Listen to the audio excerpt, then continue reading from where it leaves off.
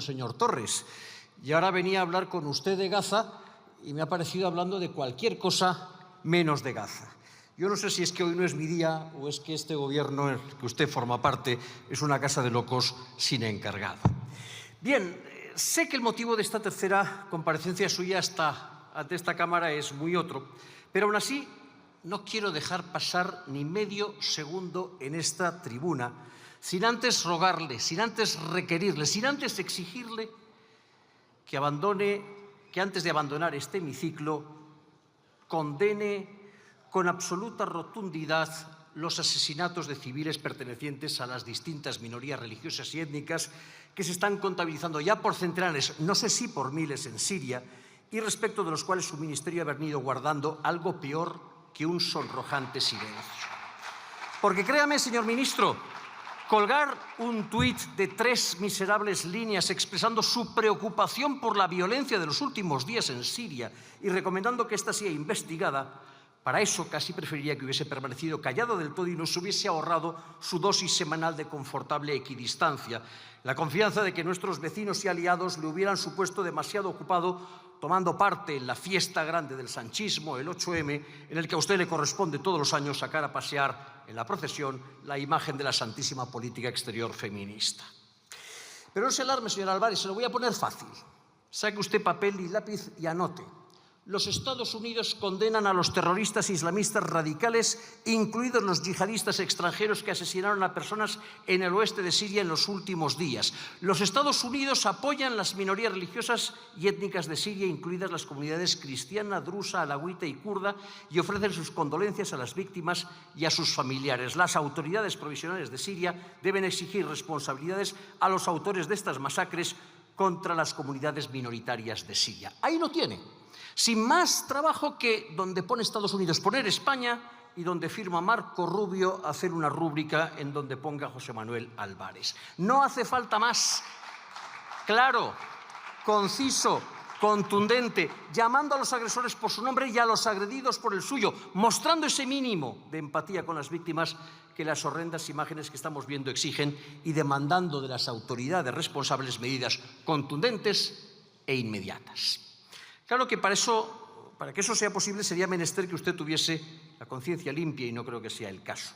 Que para eso fue usted casi el primer canciller europeo en viajar a Damasco y seguro que el que más llenas llevaba las maletas, 10 millones de euros de los contribuyentes españoles, para estrecharle la mano a Abu Mohamed al-Jolani, hasta ayer jefe de la antigua Al-Qaeda de Siria, catalogado como grupo terrorista por el Consejo General de Seguridad de Naciones Unidas, por los Estados Unidos, por el Reino Unido y por la Unión Europea, y hoy el nuevo hombre fuerte del régimen sirio.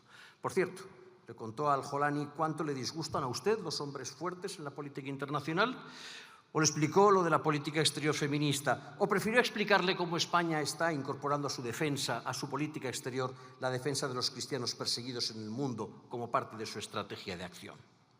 Y por cierto, ya que estamos en la región, en octubre del 2022, a raíz del asesinato de Mahsa Amini por parte de la Policía de la Moral del régimen islamista iraní, usted hizo patente su total rechazo a la persecución que sufren las mujeres y las niñas iraníes que participaron en las manifestaciones de protesta subsiguientes y advirtió de que se aplicarían sanciones si no remitía la represión.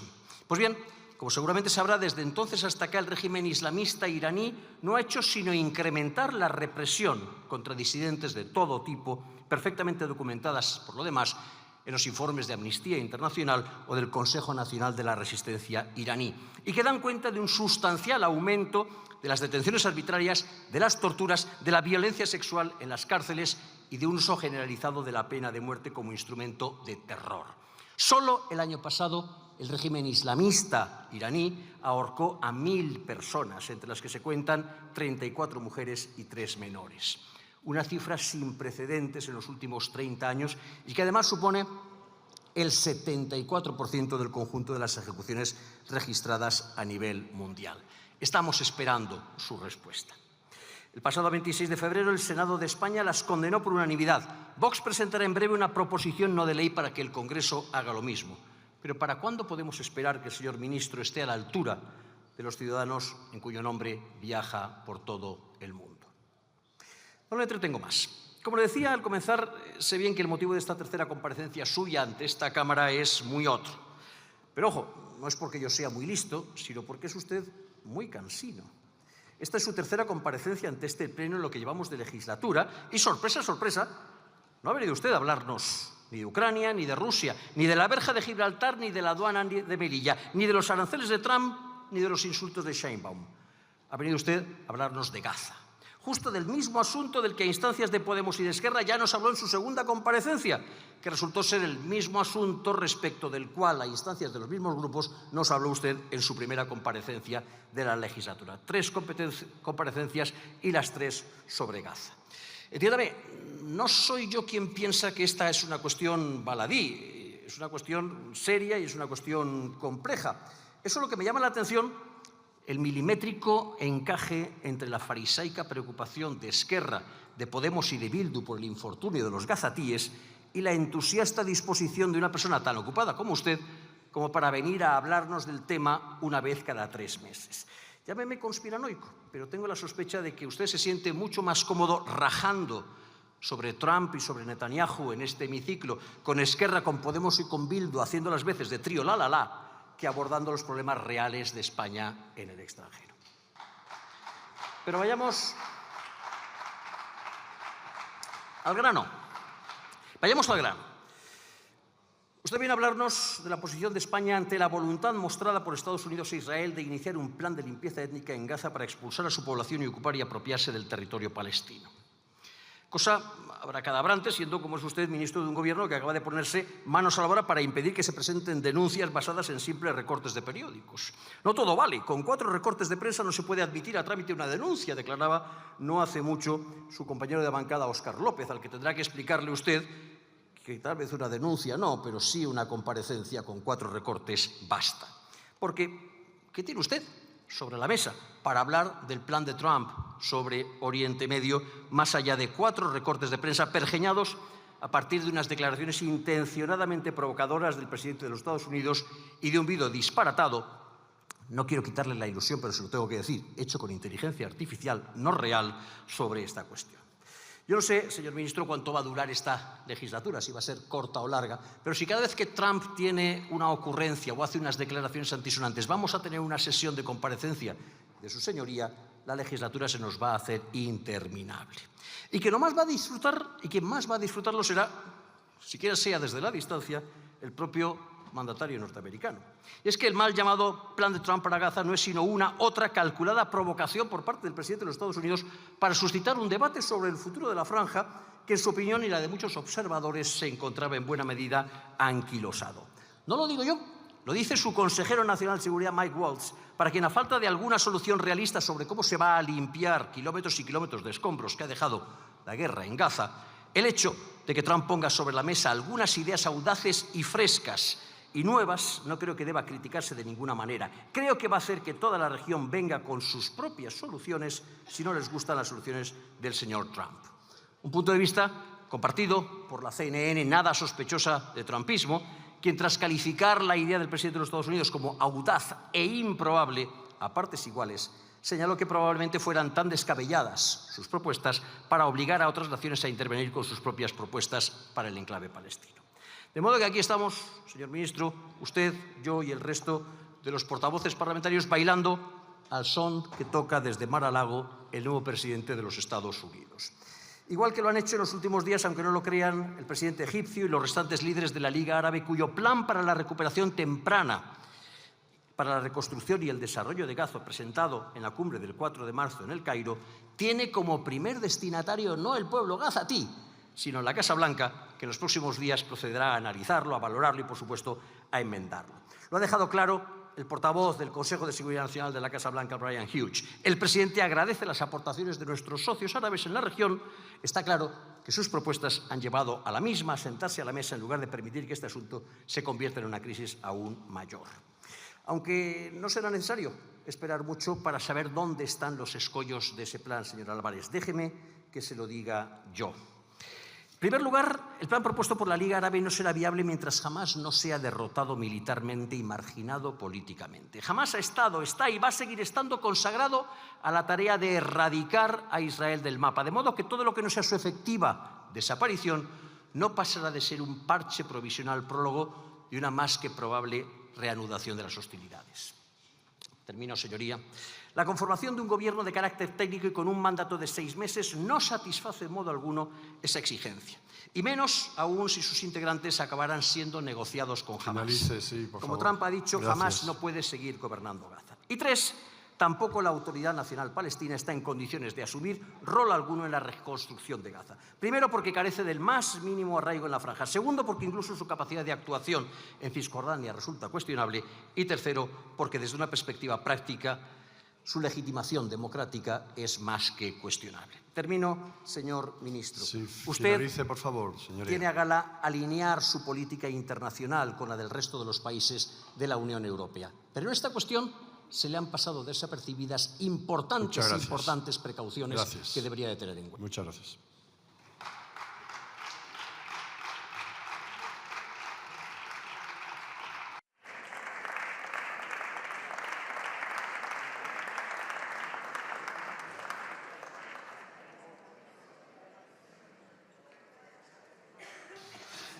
Con la venia, señora presidenta, me ha recriminado usted, señor ministro, que no haya hecho referencia alguna en mi intervención al caso de Ucrania. Le diría que si no lo he hecho es por la sencilla razón de que no figuraba en el orden del día. Usted comparecía para hablar de Gaza, pero como le veo muy dispuesto a apuntarse a cualquier tipo de teoría conspiranoica, me dejará que le diga alguna otra cosa. La primera vez que yo dije que Putin era un autócrata centralizador fue hace 23 años. No está en las hemerotecas, está en las bibliotecas. Carlos Flores, Antonio Colomer, Rusia en vísperas de su futuro, Universidad de Valencia, Valencia 2002. Consúltelo. Le llevo unos cuantos años, si no unas cuantas décadas, señalando el carácter autocrático e imperialista del régimen político ruso. Tampoco he hablado de la oficialidad del catalán en las instituciones europeas, pero usted no ha perdido la oportunidad, aunque no estuviese en el orden del día, de hacerlo. Y de recordarnos que este es un compromiso personal suyo. Le agradecería que eso que nos acaba de contar lo contase en todas partes, en todas las cancillerías europeas, en todas las instituciones europeas y en el propio Parlamento. Que esto es un compromiso personal suyo y de su partido, que carece de cualquier tipo de mandato parlamentario, legislativo o no legislativo al respecto. Muy al contrario, el pasado 13 de febrero de este mismo año, a propuesta de este partido y con el voto favorable del Partido Popular, la Comisión de Unión Europea de estas Cortes Generales aprobó una proposición no de ley instándole a usted a cesar en todos los intentos, en todas las maniobras y en todas las negociaciones encaminadas a utilizar las lenguas regionales, a imponer la utilización de las lenguas regionales españolas en las instituciones europeas. Cuénteselo eso también a los cancilleres con los cuales se reúna, a la presidenta del Parlamento Europeo o a la presidenta de la Comisión Europea. Cuénteles también que en esta aventura va usted no solo sin el consentimiento, sino en contra del consentimiento de este Parlamento. Y hemos hablado del modelo de defensa de la Unión Europea o del modelo de defensa que necesita nuestro país. Cosa que tampoco estaba en el orden del día, pero que me parece fantástica. Me parece fantástica porque convendría, sí señor, le emplazo a hacerlo, tener un debate sobre el modelo de defensa que queremos para nuestro país. Eso nos permitiría, en primer lugar, saber lo que piensa el Partido Socialista. Nos acaba de recordar el portavoz de Bildu que se cumplen 39 años del referéndum de la OTAN. Usted era demasiado joven como para haber votado, así que no se debió de ver en la tesitura de decidir si usted era de los de OTAN de entrada no o de los de OTAN en el interés de España sí.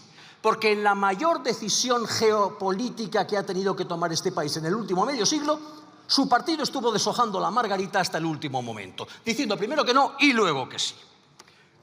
Lecciones de coherencia por parte del Partido Socialista muy poquitas.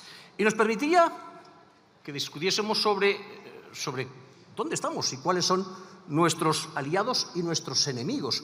Porque aquí yo no he visto más que a usted y a otros grupos parlamentarios rajando, echando pestes, de quien en última instancia resulta ser uno de nuestros aliados estratégicos, de quien resulta ser el mayor contribuyente de la alianza militar de la cual nosotros formamos parte, que son los Estados Unidos. Para la mayoría de esta Cámara, para la mayoría en la que se apoya su gobierno, ¿los Estados Unidos son nuestro enemigo? ¿Es el país del cual nos tenemos que defender? Porque si es así, acláreme también cuáles son nuestros aliados. Nuestros aliados son Hamás, que le manda cartas de amor a su presidente del gobierno. Nuestro aliado es China, con cuyo Partido Comunista tiene su Partido Socialista una relación también estrecha. Nuestro aliado es Rusia, a la que ustedes compran petróleo a expuertas. Nuestro aliado es Marruecos, el gran amigo del presidente del gobierno. ¿Cuáles son nuestros amigos si Estados Unidos es nuestro enemigo? ¿Y cómo piensan ustedes defenderse de nuestros adversarios? Porque tampoco me ha aclarado. La portavoz de Podemos ha intentado hacer la cuadratura del círculo, explicándonos que armarnos sirve para incrementar nuestra dependencia de los Estados Unidos, lo cual me obliga a pensar que si estuviésemos desarmados seríamos más independientes respecto de los Estados Unidos. Mire, la vida no funciona así. Salvo que uno sea Liechtenstein o salvo que uno sea Luxemburgo, y creo que tampoco le ha ido muy bien la historia de Luxemburgo, un país desarmado no es un país soberano. Y un país no soberano es un país que cae en manos de otras potencias. De toda la vida de Dios, un país armado es un país respetado. Y eso nos permitiría también saber lo que piensan el resto de sus socios de gobierno. La opinión de Yolanda Díaz ya la conocemos todos. No la hemos entendido ninguno, pero la conocemos todos. Ayer nos la explicó y nos quedamos todos igual, pero ya la conocemos al mismo. Nos gustaría saber cuál es la opinión del Partido Socialista. ¿También son ustedes de los que piensan que podemos mejorar nuestro sistema defensivo sin invertir en armamento? ¿También son ustedes de los que piensan que podemos invertir en armamento sin recortar en otras partidas? ¿Me va a contar que además todo eso lo va a hacer sin subir los impuestos a la clase media y a la clase trabajadora? Señor ministro, ya es demasiado tarde, estamos muy cansados. No nos cuente cuentos ni chinos ni de ningún otro tipo.